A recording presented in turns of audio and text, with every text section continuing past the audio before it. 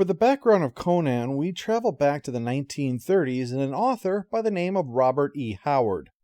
He wanted from an early age to create adventure tales, and he finally became a published writer when he was 18, selling a caveman short story to Weird Tales, the same magazine that was home to H.P. Lovecraft. Well, this was only the beginning. In fact, Howard didn't return to college so he could focus on his writing. Howard's early work for Weird Tales featured a variety of characters and genres, including King Kull, Solomon Kane, Bran Mac Morn, and various horror stories. Their characters and their respective stories laid the groundwork for the type of action-adventure fiction that would become synonymous with Conan. King Kull, in particular, was a precursor to Conan, a barbarian who became a king in an ancient mythic past. Howard's work with Kull helped him flesh out the world-building techniques that he would later refine with his Conan stories. The inception of the Hyborian Age, as it's called, can be traced back to a pseudo-historical essay Howard penned titled The Hyborian Age. Howard wrote this essay to give his fictional world a sense of real history. In it, he described the rise and fall of various civilizations, drawing parallels to the real ancient world, but with his own twist.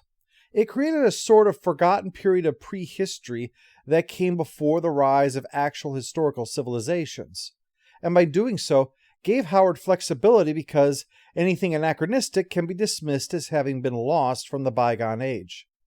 The idea was to create a believable setting that could be elastic enough to encompass the broad tapestry of adventure stories that he wanted to tell. As a setting, the Hyborian Age was a melting pot of various cultures and landscapes that provided a versatile backdrop for the wide range of stories that Howard wanted to tell. It featured analogues of ancient civilizations, such as Egypt, which was Stygia, the Germanic tribes, which was the Chimeria, and the Mongol hordes, the Hyrcanians, among others. The idea that, essentially, knights in armor and ancient cult leaders could coexist in this age meant that one could ignore any historic or geographic obstacles to such clashes. Just a chance to kind of go nuts. Well, this setting became the cornerstone of the sword and sorcery genre and remains a classic framework for fantasy storytelling.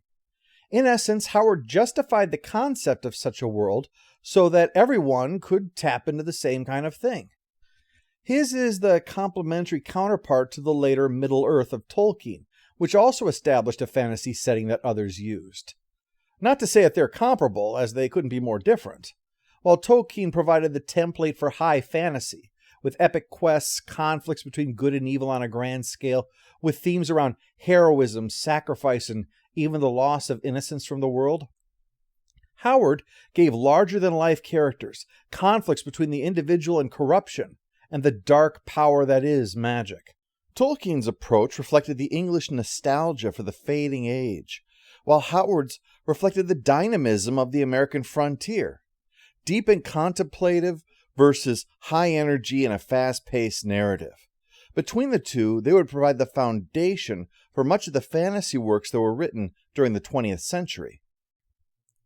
Likewise, while Tolkien tapped into the English sense of the gorgeous rural splendor falling before industrialization, Howard tapped into the American sense of frustration with the society of the Great Depression.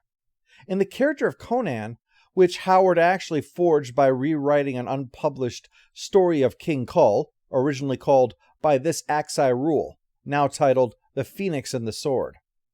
Howard offered the struggling and depressed readers of his time a man who was unencumbered by the restrictions of society, but who instead lived by his own code of honor. His physicalities and strength, agility and skill, his intellect. In contrast to the barbarian archetype, Conan was not a stupid brute. It was not scholarly contemplation, but rather an understanding of how to survive in a brutal world, and that for a warrior, cunning was more vital than the sword. Through Conan, Howard gave readers struggling with existence a man with the power and will to stand up to decadent civilizations and triumph. Over the following years, Howard put out 17 Conan short stories, 3 novelettes, and 1 novel, The Hour of the Dragon, sometimes called Conan the Conqueror. Amazingly, Howard's appreciation of Lovecraft's work, to the point of writing 2 weird tales to express his appreciation, led to these two incredibly different authors developing a correspondence and a mutual respect and appreciation for the other's work. Despite Lovecraft's cerebral, atmospheric approach, he was very impressed by the vitality of Howard's characters and his vigorous, action-oriented storytelling. Howard folded in elements of the mythos, such as in The Blackstone, featuring a mysterious monolith linked to arcane rituals and madness, and The Children of the Night, featuring creatures found in Lovecraft's works and discusses pre-human races of the Earth. The main point of contention between Lovecraft and Two Guns Bob, as he was referred to, was Lovecraft's embracing of civilization as man's highest achievement, and Howard's view that it was an aberration and man by nature was the barbarian. Tragically, Howard perished at the age of 30 and by his own hand. After holding vigil at the side of his mother, who was perpetually sick, and learning that she would never regain consciousness, Howard went out to his car and shot himself in the head. He might have been pushed to do it by grief and exhaustion, but he'd been clearly planning for it by the previous arrangements that he had been making, and left in his typewriter, "All fled, all done, so lift me on the pyre.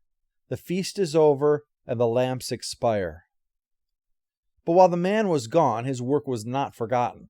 The Conan tales were re-edited and published for a whole new generation, and with them came the man who shaped the image of Conan as an icon, Frank Frazetta. While he didn't read the books, he painted the covers the way that he felt he probably should look. A powerful man bordering on being an elemental force. His dramatic lighting, strong atmosphere, dynamic sense of movement, and putting the muscular barbarian in eerie landscapes and with ferocious beasts, shaped the character in the minds of the audience. And the visual appeal led to books flying off the shelves and introducing the character to an audience that otherwise would never have heard of him. And one of those people was Roy Thomas. If that name seems familiar, he was a writer and editor at Marvel Comics at the time, and Thomas believed the character had real potential for an ongoing comic book. He pitched the idea to Stan Lee, who was hesitant due to Conan's lack of either superpowers or a secret identity, but in the end told Thomas to go ahead with it. Marvel acquired the rights to Conan from Howard's estate, and Thomas was committed to keeping these new stories in the same spirit as Howard's original ones. Barry Windsor Smith, who would eventually write and draw the famous Weapon X origin of Wolverine, was tapped to bring the Hyborian Age to life, heavily influenced by Frazetta in his approach to the artwork. It was at Marvel that another Howard character was reimagined. In the story The Shadow of the Vulture, Howard had told of Red Sonja, with a Y, a 16th century warrior woman who fought against the Ottoman Empire. In issue number 23 of Conan the Barbarian, Roy Thomas and Barry Windsor Smith reintroduced her in a Hyborian context as Red Sonja, with a J, a fierce, fiery, formidable swordswoman who wore an iconic scale mail bikini. While the mention of chainmail bikini has become more of a mockery today, at the time Red Sonja was seen as a type of female empowerment figure. She was strong, skilled, independent, presenting a woman of might and capability that was not at all what people thought of with sword and sorcery. Red Sonja has gone on to be almost as famous as Conan himself, thanks to her jump to other media. It's at this point that the tale of Conan crosses paths with one of our previously discussed films, Brian De Palma's 1975 retelling of Faust, Phantom of the Paradise. The producer of that film was Edward R. Pressman, and to redo all the promotional materials for the film was Edward Summer, a painter, writer, and filmmaker. Ed Summer in this picture is the one on the left, and the one on the right is, yes, his friend George Lucas. He actually helped contribute a bit towards the ideas of Star Wars because he was one of the first people to really get what George Lucas was going for. The person in the middle, if you're curious, is Frazetta. Summer approached Pressman about Conan the Barbarian, took him to a comic shop to show him the amazing work of Frazetta and Windsor Smith, and convinced him that Conan had definite potential as a film. There was just one problem. Lancer Books, who had acquired the rights to Conan in 1966, went into receivership, and the ultimate rights to Conan were frozen under an injunction. It took a 2-year legal fight to sort it out, but when it was done, Conan Properties Incorporated was formed to handle the licensing of all Conan-related materials. And because Pressman contributed $100,000 towards the legal fees in order to resolve this problem, he received the film rights for a mere $7,500. During this time, several actors were considered for the title role, like Charles Bronson and Sylvester Stallone, who was hot off the release of Rocky.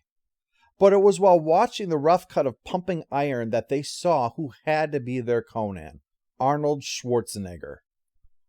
Schwarzenegger had Hollywood aspirations, and when 22 was hired for his first role, the title character of Hercules in New York, a role that he managed to snag through deception. When he came out to audition, Schwarzenegger's agent told them, "Oh, you're going to love Arnold. He has tons of stage experience." "Wow, he has a long history in the theater." "Oh, he has years of stage experience." He didn't clarify that those were bodybuilding stages Schwarzenegger had been on. Amusingly, Schwarzenegger was completely redubbed due to his Austrian accent, something scrubbed from the TriStar DVD release since it robbed the actor of one of his most iconic traits. Pumping Iron was a docudrama about the rivalry between Schwarzenegger and Lou Ferrigno for the bodybuilding title of Mr. Olympia, contrasting the quiet Ferrigno's training with his father in a private basement gym, with Schwarzenegger's extroverted personality working out with other bodybuilders at Gold's Gym and Muscle Beach. After the film's successful release, Ferrigno took the role he became famous for, the Incredible Hulk. Schwarzenegger's star was on the rise thanks to Pumping Iron, but he was intrigued by the character of Conan, and after a face-to-face meeting with Pressman, Schwarzenegger agreed to the project. With his name recognition, Conan flying high in both paperback and comic books, and the success of Star Wars, Paramount offered an initial budget of $2.5 million if he would hire a named screenwriter to work on a script. Edward Summer and Roy Thomas had actually written a first draft for a script, but with this stipulation, Oliver Stone was brought in, thanks to the script that he had written for Platoon. Stone had big plans. It was going to be a James Bond style of films, a whole series released regularly, and he started by drawing from A Witch Shall Be Born and Black Colossus. However, Stone was, appropriate to his name, a heavy drug user at the time, and he brought in genetics, cloning, and set the story in a post-apocalyptic nuclear wasteland with mutants and freaks. The script would have cost $40 million to produce, about $200 million today, and no studio wanted to invest that much in Conan. Discouraged, when Pressman and Stone found out that Dino De Laurentiis, who had a big hit with King Kong recently, was nearby at the time, they sold the project to him.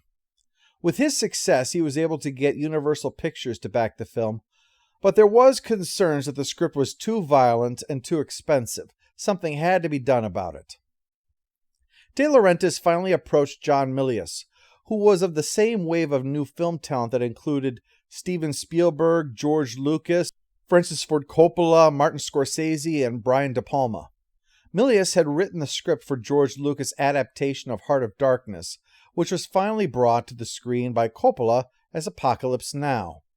He had contributed to the scripts of the first two Dirty Harry movies, contributing ideas such as, essentially, making the cop and the killer the same, except one has a badge. Described as a Zen anarchist and an American samurai, Milius was proving to be a hot commodity, and had been interested in exploring Conan the moment that he heard there was going to be a film about him. But he went on to do other things when he found out the job had been given to Stone, but De Laurentiis offered to let him direct and, when Milius said he would only do it if he could revise the script, agreed that he could tone it down a bit. Gone were the mutants and other post-nuclear war elements. Instead, he and production designer Ron Cobb worked on setting it in a prehistoric past as Howard had originally envisioned the Hyborian Age.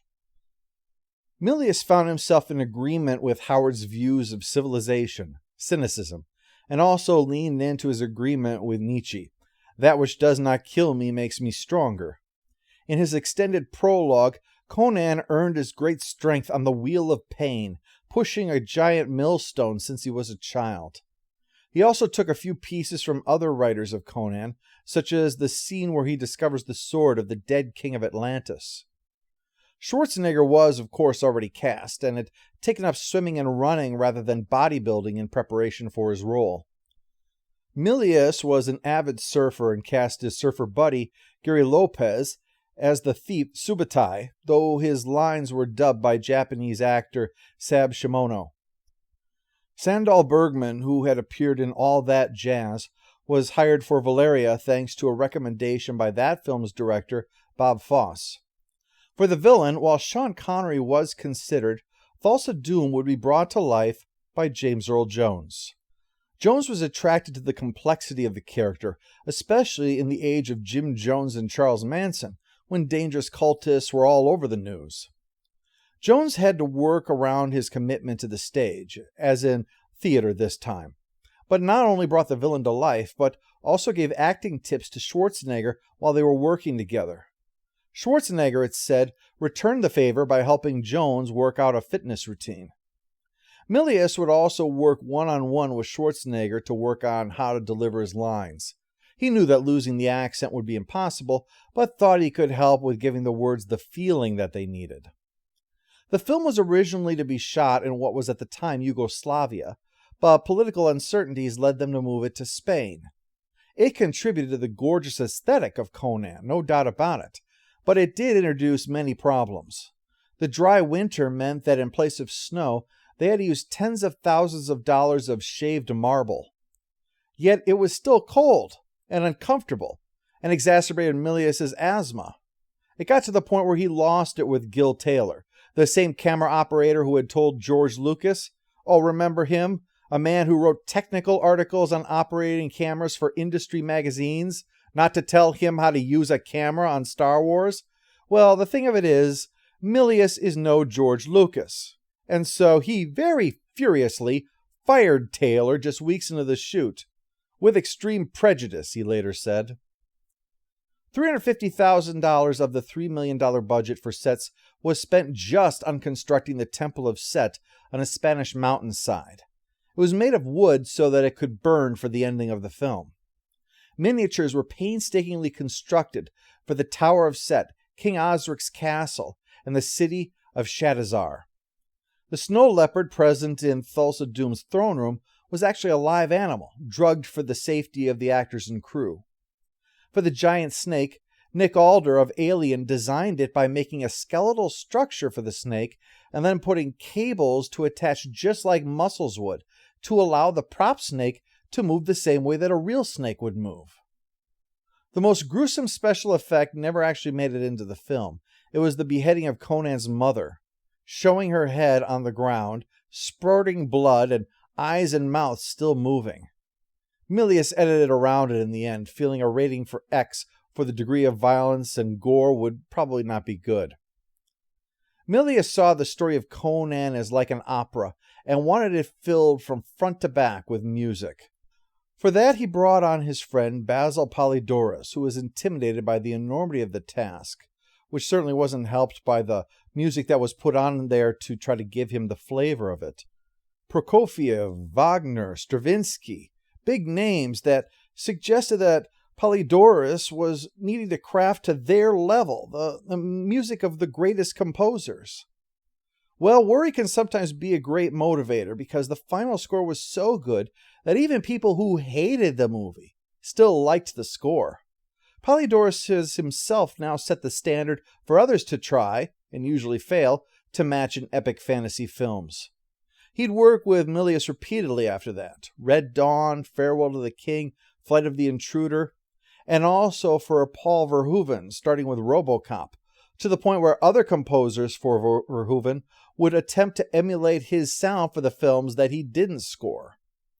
The result was a film that at the time was received with mixed reception by critics, as even those who liked it had negative things to say, and accusations were made that Milius was making a fascist celebration of the Aryan Übermensch. Even Roger Ebert, who praised the film, found the idea uncomfortable considering the film ends with a black man having his head hacked off his body like chopping down a tree. This, however, didn't discourage filmgoers, and Conan the Barbarian brought in $100 million worldwide and established Schwarzenegger as an action star. It's also been argued to have resulted in another property's creation. Mattel bought the toy rights to Conan, but abandoned it when they saw how violent the movie was.